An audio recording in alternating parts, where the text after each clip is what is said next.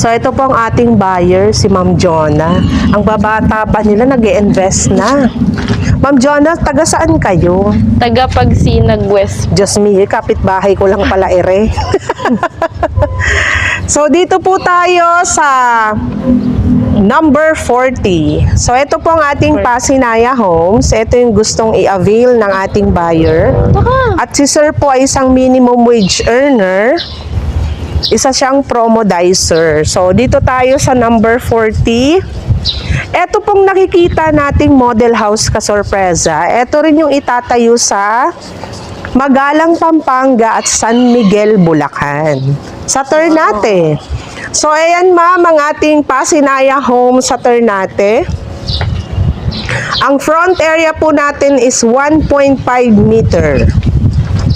Tapos, ito yung included sa inyong 10,000, yung inyong Meralco tsaka water installation. So, pasok kayo ma'am sa loob. Anong masasabi nyo ma'am? Ay, Agad-agad. Buhos na po pala siya. Yes! Buhos na ang ating Pasinaya Homes!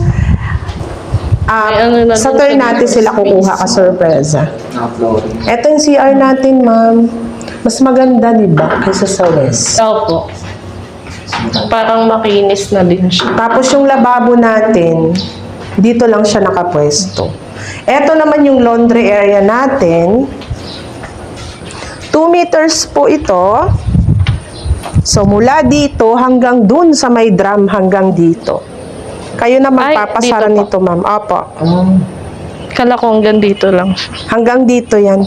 Kayo na magpapasara. Tapos, may libre kayong drum.